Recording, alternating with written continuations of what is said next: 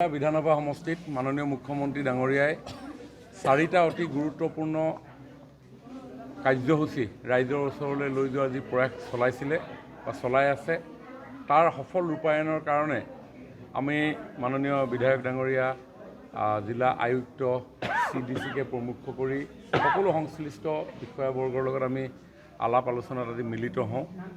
অন্যতম এটা গুৰুত্বপূৰ্ণ আঁচনি সেইটো হ'ল অৰুণোদয় 3। আমাৰ মাঘেৰিটা সমষ্টিত প্ৰায় 30,000-ৰ ওচৰা-ওচৰি অৰুণোদয় পাব আৰু এই অৰুণোদয় পোৱাৰ ক্ষেত্ৰত যাতে যিসকল হিতাধিকাৰী উচিত হিতাধিকাৰীয়ে পায় তাৰ কাৰণে আমি আজি পৰ্যালোচনা কৰিলোঁ। অৰুণোদয় 2 যিসকল হিতাধিকাৰীয়ে পাই আছিল এতিয়া অৰুণোদয় 3 প্ৰাৰম্ভিক পৰ্যায়ত আৰম্ভ হৈছে। তাত প্ৰায় 3,289 গৰাকী নাম বাদ পৰি গৈছে। তেওঁলোকক অন্তৰ্ভুক্ত কৰিবৰ কাৰণেও আজি সভাত আমি সিদ্ধান্ত গ্ৰহণ কৰিছোঁ এজ পাৰ ৰুল। অন্যহাতে মহিলা উদ্যমিতা মুখ্যমন্ত্ৰী মহিলা উদ্যমিতা এখন অতি হৃদয়স্পৰ্শী আঁচনি মাননীয় মুখ্যমন্ত্ৰী ডাঙৰীয়াই আৰম্ভ কৰিছে যাতে মহিলাসকলক আমি উদ্যমী কৰি গঢ়ি তুলিব পাৰোঁ, তেওঁলোকক স্বাভিমানেৰে জীয়াই থকাৰ এটা পৰিৱেশ আমি নিৰ্মাণ কৰিব পাৰোঁ। আমাৰ মাঘেৰিটা সমষ্টিত 1,800টা সেল্ফ হেল্প গ্ৰুপ আছে আৰু 1,800টা সেল্ফ হেল্প গ্ৰুপৰ ভিতৰত প্ৰায় 18,500 মহিলা তাত জড়িত হৈ আছে।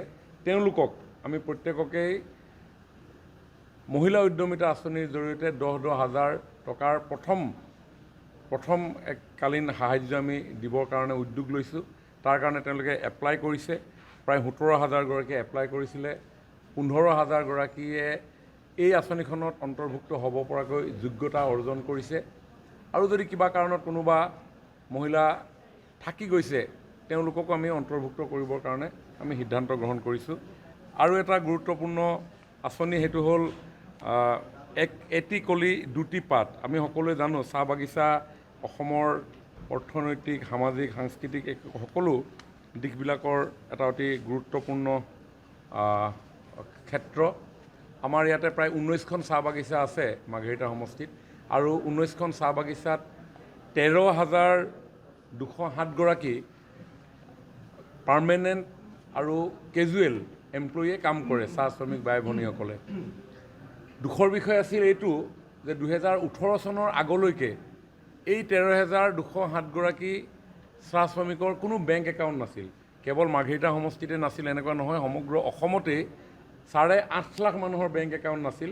মোদী ডাঙৰীয়াৰ যি ডিজিটেল ইণ্ডিয়াৰ যি যাত্ৰা সেই যাত্ৰাত তেওঁলোকক সাঙুৰি ল'বৰ কাৰণে আমাৰ চৰকাৰে 18-19 চনত সকলোৰে বেংক একাউণ্ট খোলাই দিয়াৰ ব্যৱস্থা গ্ৰহণ কৰিছিল, যাৰ ফলত তেওঁলোককো বেংকিং ব্যৱস্থাৰ আধাৰলৈ আমি লৈ আনিলোঁ। কিন্তু দুখৰ বিষয়ে সেই সময়ত বহুত ৰাজনীতি হৈছিলে। যেতিয়া বেংকৰ একাউণ্ট খুলিবলৈ আমি গৈছিলোঁ তেতিয়া কংগ্ৰেছে ৰাজনীতি কৰি চাহ বাগিচাৰ ৰাইজক ৰাজপথলৈ উলিয়াই আনি শ্লোগান দিয়াইছিল যে হামৰে দাদা দাদি নানা নানি কাকা কাকিকেৰ বেংক একাউণ্ট নাই ৰহে, হামনি কিয় বেংক একাউণ্ট খুলিব? বেংক একাউণ্ট খুলিলে আমাৰ PFৰ পইচাটো মোদীয়ে কাটি লৈ যাব। এই পৰ্যায়লৈকে কংগ্ৰেছে চাহ বাগিচাক ৰাইজক শ্ৰমিক কৰ্মচাৰীসকলক বেংকিং ছিষ্টেমৰ পৰা আঁতৰাই ৰাখিবৰ কাৰণে প্ৰয়াস কৰিছিল। তেওঁলোকে জানে যে যিমানেই অনাক্ষৰী হৈ থাকিব সিমানেই তেওঁলোকে হাতে ভোটটা নাই দিলে কি ৰকম হবে বুলি কৈ দিলেও ভোটকেইটা পাই আছিল। কিন্তু ভাৰতীয় জনতা পাৰ্টি সবকা সাথ সবকা বিকাশ সবকা বিশ্বাস, দৰিদ্ৰ নাৰায়ণৰ সেৱা, সৰ্বব্যাপী সৰ্বস্পৰ্শীৰ যি চিন্তা, সেই বাগিচাৰ আনটাচেবল আনৰিচেবল সেই লোকসকলকো সন্মান সহকাৰে জীয়াই থকাৰ পৰিৱেশ নিৰ্মাণৰ বাবে আমি বেংকৰ একোটা একাউণ্টৰ গৰাকী কৰি তুলিলোঁ। আৰু তেওঁলোকে যাতে বেংকৰ লগত সঘন আহ যাহ হয় তাৰ কাৰণে আমি 19-20 চনত আমি দুবাৰ তেওঁলোকৰ একাউণ্টত আমি 2,500 ধন পুৰস্কাৰ মেলাৰ জৰিয়তে আমি অন্তৰ্ভুক্ত কৰি তেওঁলোকক বেংকলৈ যোৱাৰ এটা পৰিৱেশ নিৰ্মাণ কৰি দিছিলোঁ। আৰু সেই পৰিৱেশ অব্যাহত ৰাখিবৰ কাৰণে মাননীয় মুখ্যমন্ত্ৰী ডাঙৰীয়াইও সমগ্ৰ অসমৰ স্থায়ী আৰু অস্থায়ী সকলো শ্ৰমিকক 5,000 টকাৰ এটা সাহায্য সহযোগিতা আৰ্থিক সহযোগিতা দিয়াৰ সিদ্ধান্ত আমি গ্ৰহণ কৰিছোঁ। আৰু সেই ক্ষেত্ৰতো যাতে কোনো স্থায়ী অস্থায়ী কৰ্মচাৰী শ্ৰমিক বাদ পৰি নাযায় তাৰ কাৰণে আমি এটা ৰিভিউ কৰিলোঁ। 4 নম্বৰ ৰিভিউটো আছিল CMAAA মুখ্যমন্ত্ৰীৰ আত্মনিৰ্ভৰ অসম অভিযান।